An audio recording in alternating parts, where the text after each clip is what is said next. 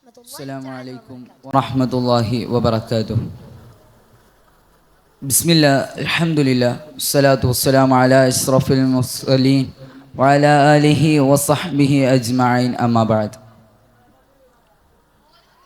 ലോകത്തുള്ള സകലമാനം ജനങ്ങൾക്കും രാജാക്കന്മാർക്കും നേതാക്കന്മാർക്കുമെല്ലാം മാതൃകയാക്കാൻ കഴിയുന്ന ഒരു വ്യക്തിത്വമാണ് പ്രവാചകൻ. എന്നാൽ പ്രവാചകൻ സല്ലല്ലാഹു അലൈഹി വസല്ലമ തങ്ങളുടെ സൃഷ്ടിപ്പായ മദീന എന്നുള്ള രാഷ്ട്രത്തെയാണ് രാഷ്ട്രങ്ങൾ മാതൃകയാക്കേണ്ടത്.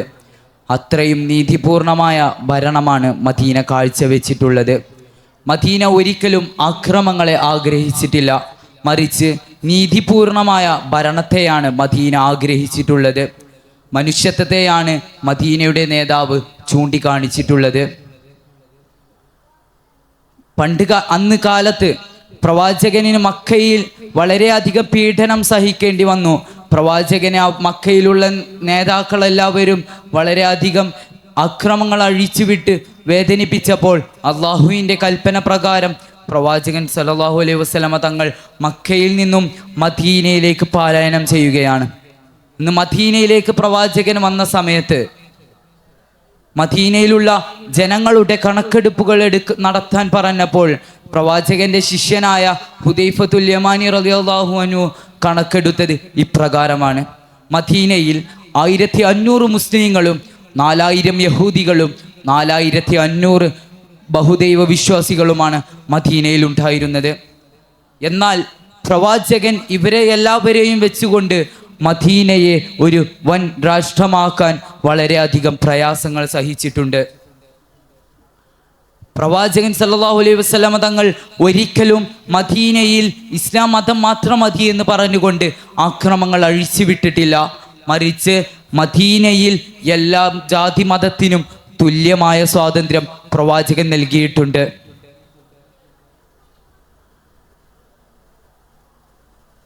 പ്രവാചകന്റെ വാക്കുകൾ ഇങ്ങനെയാണ്: കട്ടത് തൻ്റെ മകൾ ഫാത്തിമയാണെങ്കിലും കൈവെട്ടണമെന്നാണ്. ഇത് പ്രവാചകന്റെ നീതിയുടെ ഭാഗമാണ്.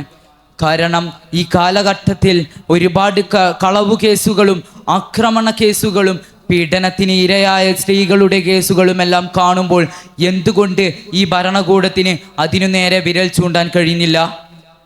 മറിച്ച് പ്രവാചകൻ അന്ന് മദീനയിലേക്ക് ഈ നീതികളെല്ലാം നിയമത്തിൽ ഉൾപ്പെടുത്തിയത് കൊണ്ടാണ് ഇന്ന് മദീന രാഷ്ട്രം ഇത്രയും വിശാലമായത്. പ്രവാചകൻ ഒരിക്കലും മറ്റു വിശ്വാസികളെ വാളുഞ്ഞിരയാക്കിക്കൊണ്ടോ അക്രമങ്ങൾ അഴിച്ചുവിട്ടുകൊണ്ടോ ഇസ്ലാമിലേക്ക് ക്ഷണിച്ചിട്ടില്ല. എന്നാൽ അവർ ഇസ്ലാമിലേക്ക് കടന്നു വന്നത്, ഇസ്ലാം ഇത്രയും വളരെയധികം വിശാലമായി മാറിയത് ഇസ്ലാമിൻ്റെ ഭംഗി കണ്ടിട്ടാണ്. നീതിയുള്ള ഭരണം, നീതിയുള്ള നേതാക്കൾ എല്ലാവരെയും കണ്ടിട്ടാണ് ഇസ്ലാം ഇത്രയും വിശാലമായ മതമായി മാറിയതും ശത്രുക്കൾ പോലും ഇസ്ലാമിലേക്ക് കടന്നു വന്നതും.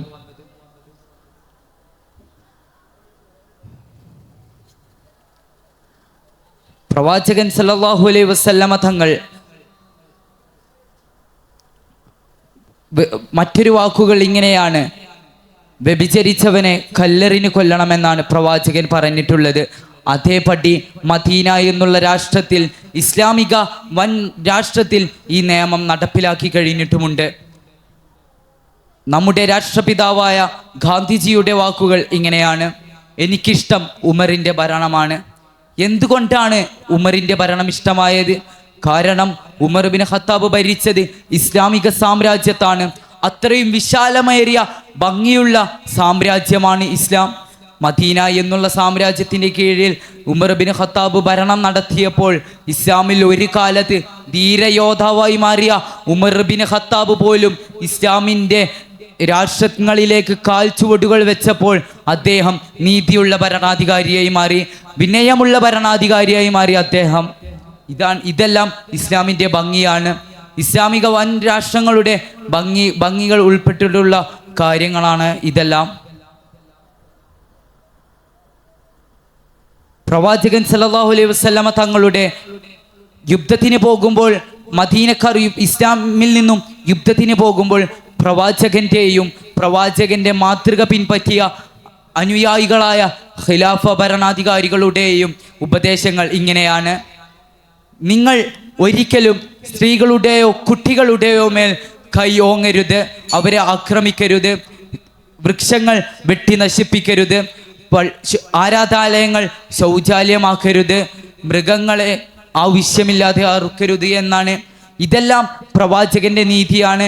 ഏത് ഭരണാധികാരിയാണ് ഈ കാലഘട്ടങ്ങളിൽ ഇങ്ങനെയുള്ള ഉപദേശങ്ങൾ തൻ്റെ അനുയായികൾക്ക് നൽകുന്നത്? ഇനിയും ഒരുപാട് നിങ്ങളോട് എനിക്ക് അനുബന്ധിക്കണമെന്നുണ്ടെങ്കിലും സമയപരിധി കൊണ്ട് ഞാൻ എൻ്റെ വാക്കുകൾക്ക് അന്ത്യവിരാമം കുറിക്കുകയാണ്. വാഖിറു ദഅ്വാനാ അൽഹംദുലില്ലാഹി റബ്ബിൽ ആലമീൻ. അസ്സലാമു അലൈക്കും വറഹ്മത്തുള്ളാഹി വബറകാതുഹു.